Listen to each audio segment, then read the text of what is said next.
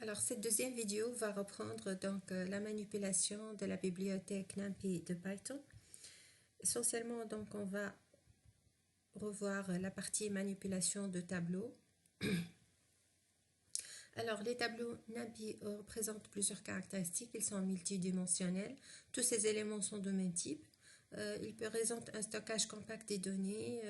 Aussi, ils disposent de plusieurs opérations efficaces pour la manipulation et le calcul arithmétique. L'indexation aussi, elle est assez flexible. Alors, on a vu plein d'exemples donc dans la vidéo précédente. On va donc passer directement pour les fonctions de NumPy qui permettent de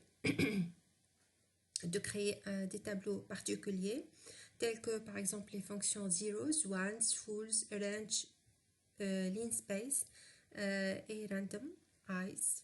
Donc on va commencer par voir quelques exemples. Par exemple, donc j'ai fait tout d'abord l'importation de NumPy et de NumPy du module random de NumPy avec des alias np et nr. Donc si j'exécute np.zeros, donc je lui donne comme premier paramètre 10. Donc je crée un tableau de 10 réels qui sont tous des zéros. Alors si je veux créer avec zeros une matrice, donc je n'ai qu'à spécifier la taille de la matrice, par exemple 2 lignes et 3 colonnes, et spécifier par exemple le type de ces éléments qui est entier. Donc il va me créer une matrice de 2 lignes, 3 colonnes remplie de 0. Alors np.ones, par contre, elle permet de créer donc une matrice, mais remplie au lieu de 0, remplie de 1. Donc je remplace 0 par ones. Voilà, la même matrice, elle a été remplie par des 1. Alors, la fonction np.range. Donc, je lui donne une valeur de début, par exemple 1, une valeur fin 15, et je peux la remplir par un certain nombre d'éléments, par exemple des 8. Donc, il va me donner donc deux valeurs comprises entre 1 et 15, comme vous le voyez. Avec un pas, voilà le pas, c'est le troisième paramètre, c'est le pas avec lequel on peut créer les éléments. Donc il va me créer deux éléments seulement, le 1 et le 9. Alors la fonction linspace, donc elle permet de créer un tableau avec un nombre d'éléments bien défini. Bien sûr, je dois lui donner la valeur de début comme d'habitude, la valeur fin 5, nombre d'éléments par exemple 3. Voilà, il va me créer un tableau de 3 éléments réels, bien sûr, compris entre 1 et 5. Alors, random, on l'a déjà utilisé dans les exemples précédents. On va voir la fonction ice, donc np.i. Donc, elle permet de créer une matrice identité. Si je lui donne le paramètre 3, donc il va me créer une matrice de 3 lignes, 3 colonnes. Dans la colonne sont des 1, les autres éléments sont des 0. Alors, on va passer donc maintenant aux propriétés de tableau. Il y a plusieurs attributs qui permettent de nous afficher quelques caractéristiques du tableau telles que sa dimension, sa forme, sa taille et le type de ces éléments. Donc ndim, elle affiche la dimension du tableau.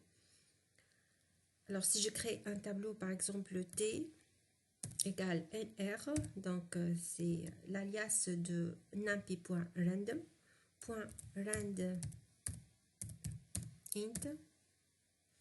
Alors je vais créer, je lui donne en premier paramètre les éléments et puis la taille du tableau égale 5.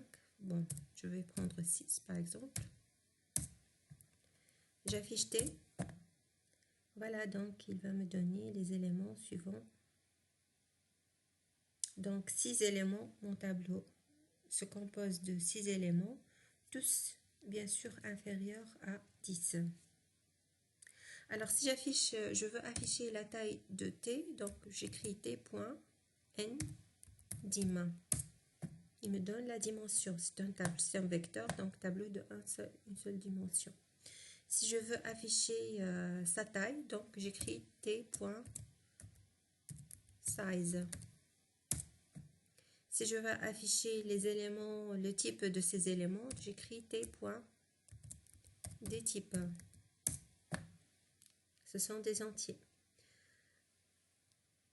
Alors, pour Reshape, donc, elle permet de modifier la forme du tableau. Nous avons ici un tableau à une dimension de 6 éléments. Je peux le convertir en une matrice. Donc, j'écris T.reshape et je lui donne la nouvelle dimension, donc 3,2. Bien sûr, le nombre d'éléments du tableau devrait être conforme au nombre d'éléments de la matrice, sinon le reshape ne va pas fonctionner. Alors pour seed, elle permet de réinitialiser les éléments, les valeurs aléatoires. Alors si j'appelle seed 0, nr, pardon,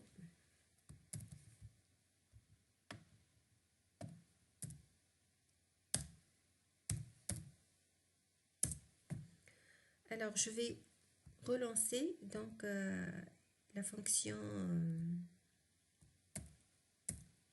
pour créer le tableau randint.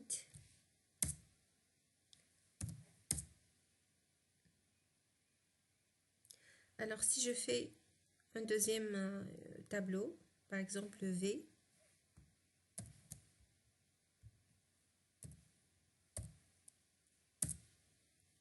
j'affiche V, il va me donner des valeurs différentes de T. Par contre, si je fais un seed, encore une fois, et je recrée le tableau V,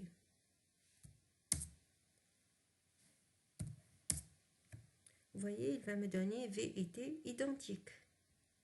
Donc, le seed permet de réinitialiser l'attribution des valeurs aléatoires. Alors, on va passer à la partie suivante. Donc, c'est l'indexation et le slicing des tableaux. En fait, le slicing ou l'accès à des valeurs d'un tableau se fait de la même manière que les séquences qu'on a vues dans le début du cours de Python. Donc, la syntaxe générale, c'est entre crochets, on met le début, deux points la fin, la valeur fin, et éventuellement deux points le pas avec lequel on va donc avancer. Par exemple, vous avez 3 exemples là dans le transparent. Print x1, c'est le tableau x1, 2.5, il va me donner du début jusqu'à le 5e élément. Bien sûr, toujours la valeur fin n'est pas incluse. Si je mets 5 de points, donc il va me donner du 5e jusqu'à la fin. Si je mets 2.2.2, il va me donner du début jusqu'à la fin avec un pas égal à 2. C'est déjà vu au niveau de la manipulation des séquences. Alors, pour la concaténation de tableaux, par exemple, j'ai les deux tableaux V et T, je peux les concaténer, que j'ai créé tout à l'heure. Donc, j'écris np.concatenate T, V. Voilà, donc si je veux mettre le résultat, bien sûr, dans un troisième tableau, je n'ai qu'à faire l'affectation. Alors, donc on va créer maintenant, pour voir l'agrégation, le principe de l'agrégation, on va créer une matrice de 3 lignes, 4 colonnes.